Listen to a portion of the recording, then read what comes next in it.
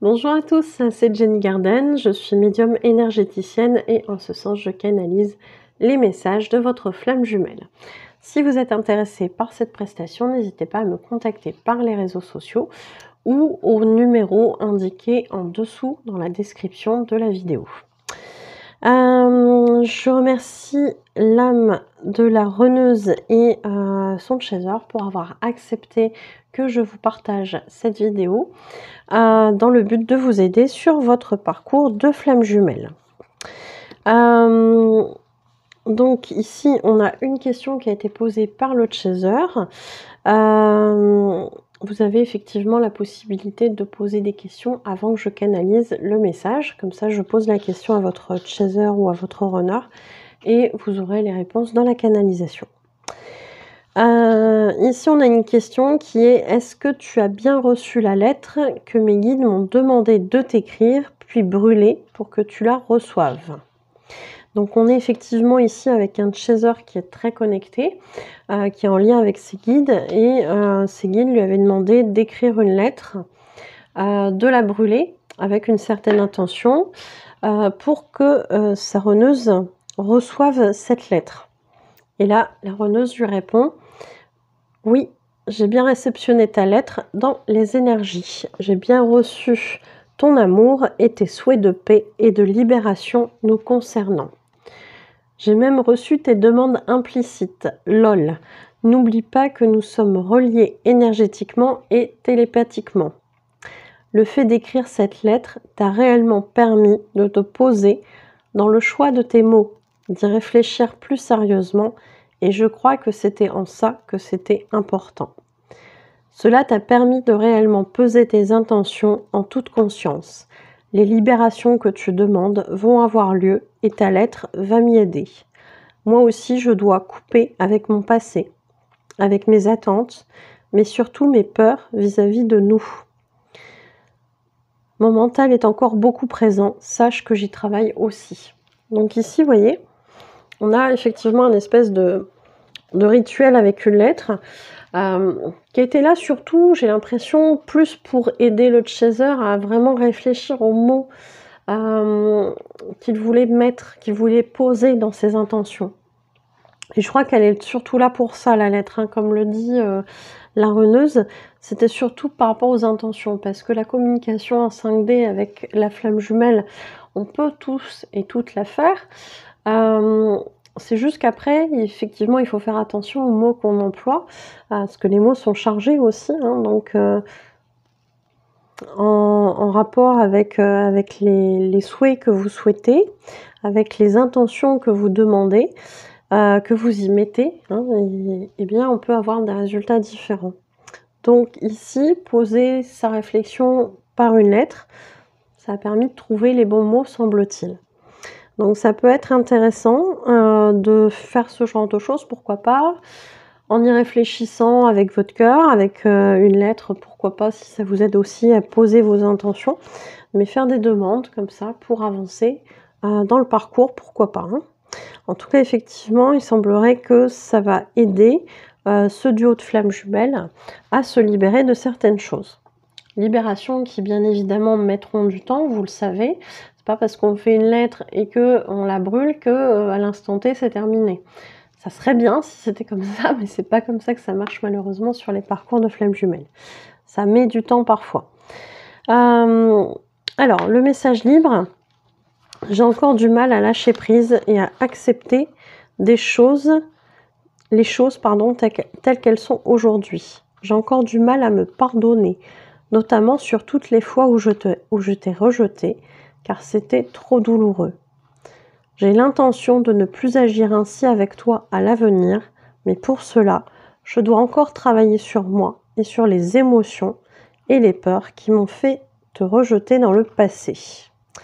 Donc là, c'est intéressant ce qu'elle dit, cette reneuse, parce que même si à l'époque où elle l'a rejeté, il y a eu des raisons à ça, et notamment les peurs, le fait que ça a généré des émotions qui étaient douloureuses pour elle, et bien finalement, ce choix de l'avoir rejeté à un moment donné, c'est pas encore tout à fait évacué sur le côté émotionnel pour elle, hein. C'est encore difficile à gérer ça, c'est encore difficile à se pardonner cette chose-là. Donc, comme quoi, hein, des fois, en tant que chaser, on pense, voilà, mon runner, il a agi comme ça, ma runneuse, elle a agi comme ça, bah, elle s'en fout, il s'en fout de moi, etc. Non, non, non, ils ont bien conscience quelque part de certaines choses, hein. Bah, après, il faut qu'ils soient réveillés souvent, hein. Alors, j'en étais où? Enfin, je sais que rien ne pourra changer le passé. Et face à la culpabilité que je ressens, je l'ai mal écrit, face. C'est pour ça que je buguais. Je me suis dit, qu'est-ce que j'ai écrit là? Et face à la culpabilité que je ressens vis-à-vis de toi, j'aimerais parfois effacer la situation, la changer ou enlever la douleur que je t'ai provoquée sans le vouloir. Mais c'est impossible et je le regrette profondément. Toutes les excuses que je pourrais te proférer n'y changeront malheureusement rien non plus et je le déplore. C'est difficile pour moi d'accepter cette idée que je suis responsable de tes souffrances. Je suis désolée et je le serai toute ma vie. Donc vous voyez, on a une runneuse qui est beaucoup dans le regret, beaucoup dans le côté très souffrant d'avoir rejeté son autre, de lui avoir fait du mal de manière inconsciente. Et c'est difficile, hein, c'est très très difficile pour les runners, ça.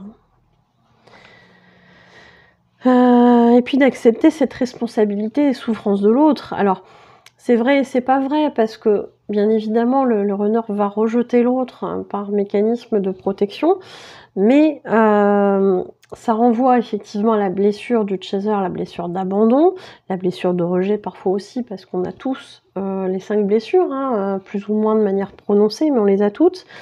Et ça a renvoyé dans les blessures, donc oui, ça fait mal. Mais s'il n'y avait pas ces blessures-là, si le chaser les avait guéries, ça n'aurait pas eu d'impact en fait sur lui, ou très très peu.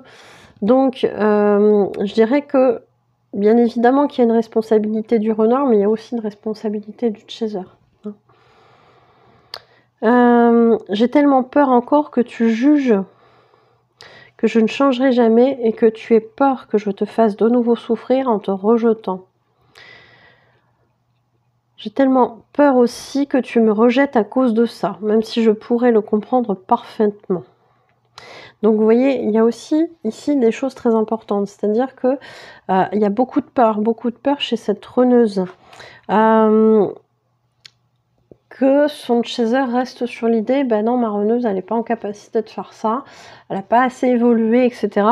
Elle n'a pas changé, ce qu'on peut effectivement parfois penser, hein, en tant que chaser, parce que comme on voit rien dans la matière, en fait, ben on se dit qu'il n'y a rien qui avance, ce qui est un peu logique aussi, hein. Elle a peur aussi que son chaser ait peur qu'elle le fasse de nouveau souffrir, qu'il la rejette de nouveau, etc. Enfin, qu'elle le rejette, pardon. Et elle a peur d'être rejetée aussi à cause de ça. J'ai tellement peur aussi que tu me rejettes à cause de ça, même si je pourrais le comprendre parfaitement. Bah oui, il y a un passif assez difficile, assez douloureux, donc elle pourrait le comprendre, mais en même temps, elle a peur du rejet, encore une fois, hein. J'ai peur que tu m'aies idéalisé, de te décevoir, de ne pas savoir montrer à quel point je t'aime. Donc ça, c'est compliqué aussi, hein. Montrer qu'on aime l'autre, pour un runner, c'est difficile, c'est s'ouvrir, c'est montrer à l'autre sa vulnérabilité quelque part. Et elle a peur aussi que son chaser l'ait idéalisé. Et donc, de le décevoir. Pas évident, hein. Et pourtant, au fond de moi, je sais ton amour et ta bonté envers moi. Je sais que tu m'attends, mais je ne souhaite plus te blesser. Plus jamais. J'ai peur d'avoir peur à ton contact et de continuer à fuir, malgré moi. Ça, c'est intéressant aussi. J'ai peur d'avoir peur à ton contact. Donc, il y a tout ce passif qui est là, hein, qui se rappelle à cette runneuse et où elle se dit, bah oui, en même temps, quand on s'est vu, on a été en contact dans le passé, j'avais peur. J'avais peur d'être rejetée, j'avais peur des émotions que cette rencontre me procurait, etc. Et forcément, j'ai fui. Donc là, elle a peur d'avoir cette peur-là de nouveau. C'est pas évident, hein. C'est pas évident, hein. Alors, plutôt que de passer à l'action et de revenir vers toi, je reste planquée à rêver que je suis dans tes bras. Le runner, effectivement, a une tendance à beaucoup fantasmer la relation avec son chaser. Oui, c'est vrai ça. Ce qui est pas forcément le mieux, puisqu'on reste dans la 5D, dans le fantasme. C'est pas la réalité, hein. On est incarné pour vivre quelque chose, hein. Je m'en veux de ne pas avoir encore ce courage de revenir. Laisse-moi encore du temps pour prendre de la force. Je t'aime. Donc, vous voyez, on est dans des choses comme ça, où le runner, enfin là, la runneuse, s'en veut aussi de ne pas pouvoir faire ce qu'elle voudrait faire là maintenant. Elle n'a pas encore ce courage, comme elle dit, de revenir. Et effectivement, le temps va être un facteur important sur le parcours de flamme jumelle. Donc, oui, ça fait partie de tout ça, hein. Ça fait partie du parcours. Donc oui, c'est pas étonnant du tout qu'elle dise ça. Donc voilà, il y a plein de peurs, il y a plein de choses qui sont délicates pour un runner avant de revenir vers le chaser. Chaser qui parfois est dans l'attente d'un retour, d'un message, et qui parfois ne va plus l'être au bout d'un certain temps en termes de complétude. Donc c'est vrai que à ce moment-là, le chaser devra, entre guillemets, pouvoir accueillir son runner de manière plus neutre, plus positive que quand il y a eu encore ce passif qui s'est rappelé à lui, en se disant « bah oui, mais mon runner, il m'a fait mal, il m'a fait souffrir, etc. » Quand le runner revient au bon moment, au niveau de la réunion, on n'est plus là-dedans. On est dans la compréhension de l'autre. Donc on est plus ouvert. Bon, on verra bien comment ça se passe. Et puis, j'espère vous avoir aidé avec ce message. Vous pouvez me le montrer, hein, par les partages, les commentaires, les likes. Et puis, oui, pourquoi pas témoigner si vous est arrivé des choses comme ça. Si vous êtes un runner aussi, pourquoi pas témoigner de votre côté. Et puis, je vous remercie de m'avoir écouté et je vous souhaite une belle journée ou une belle soirée et je vous dis à bientôt. Prenez soin de vous.